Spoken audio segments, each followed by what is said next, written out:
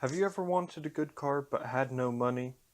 Well, today's your lucky day, because today I'm going to answer the question of do all cheap cars suck?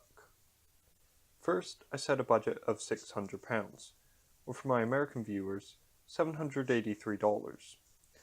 You could buy a boring, high mileage car like one of these, but do you really want to risk it? Also, I couldn't set the price to 600 on AutoTrader UK.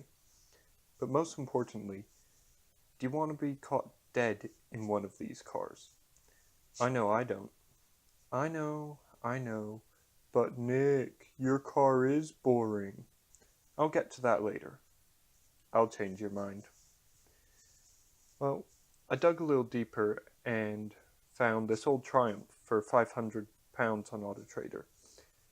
If you're a mechanic or have time to spare or money to spare, this will make an amazing project car. And I've seen cars in a lot worse of condition for a lot more money. After some more searching and setting the maximum mileage to 100,000 miles, I hit the jackpot. This MX-5 or Miata only has 84,000 miles. It also has a perfect leather interior that claims it is also in good condition but can never really be too certain. Plus, it's no ordinary MX-5. This is a Japanese import called a Yunos Roadster. This may seem too good to be true, but there's a reason it's so cheap. First, other Yunos Roadsters are only £1,500. This one has a smaller engine and an automatic gearbox, making it less desirable than other Roadsters. Basically, buying the lesser version of a car will lower the prices quite significantly. Then I also found this van, which looks really clean and seems to be in good condition, which if you want to carry stuff or turn the back into a cool hangout, it'll make a really cool car for that for £600 as well. Then moving on to the American market. Sadly, for my American viewers, the market isn't quite the same there. For $783 and under, I could only find a few vehicles on AutoTrader, which, by the way, allows you to set your maximum price, unlike AutoTrader UK. But all of the cars here are high mileage and pretty boring for the States. Which reminds me, uniqueness of a car, and therefore how special it is, depends on where you live. For example, that Jeep Cherokee is pretty common in America, but quite uncommon in the UK. After looking around AutoTrader and not really finding anything, I decided to try Craigslist, setting the location to Dallas, Texas, thinking cars might be cheap there, with little rust. Well, I was wrong, as cars seem even worse on Craigslist than they do on AutoTrader. But there is hope for my American viewers, as I was sent a link to this rough but increasingly rare Honda Accord going for $1,200. Although over budget, this is the standard buying price for a cheap car in America, based on my experience and experience of people I know there.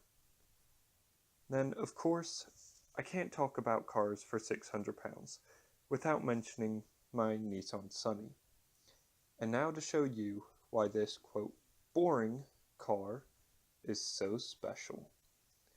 What makes my Sunny special is its rarity. There used to be over 3,000 Sunny sprays on the road, but now there's only 35 left on British roads. These numbers aren't quite as simple as they appear though. On the website, they have multiple categories for the Sunny, and I'm uncertain if there is overlap or how it really works. But either way, my Sunny is uncommon and in perfect condition.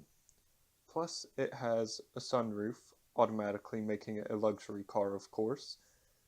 It also came with an owner's manual with helpful writing and some warranty booklets from when it was first sold.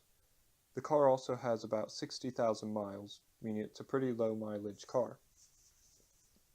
And earlier when I said perfect condition, I may have exaggerated a little bit. Mechanically, the car is sound.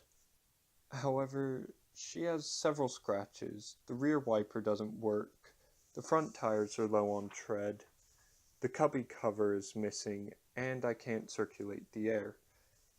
Not to mention, it's haunted, which, if you saw my previous video, you'd understand. If you haven't seen it yet, check the link in the description below.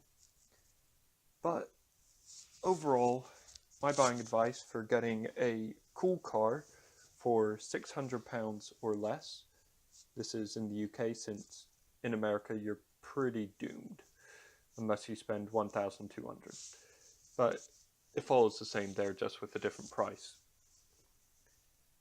If you go for something which is uncommon but not very rare, so not something extremely desired, such as the Nissan Sunny or the MX-5, but then you could go a step farther and get the less sought after versions, such as an automatic and smaller engine. Even though it may not perform better than or as good as the others, it's still an unusual car for cheap money. Also, you could go for a car with a few scratches and beats similar to my Sunny, and you could go for a project car, which will require time and money further down the road, but means you can upfront buy a car quite cheap. And moving on to my Nissan Sunny plans. Over time, I plan on getting some upgrades and customization or restoration job on the Sunny. Currently thinking of having all the surface rust touched up and respraying it in an orange similar to this Focus here, but with metal flake put in. I really want to keep the Sunny spray badge though, so I might modernize the colors, and I'll put out a sketch later this week. The sound system definitely needs a full upgrade, but that's all I really have for the interior other than maybe some more comfortable seats up front. I may also do some performance upgrades such as simple horsepower increases and some nice handling increases so the front doesn't roll as much and maybe make it more comfortable. We'll see further down the line. And of course, you'll see it all here on Motovoid. So like and subscribe. Peace!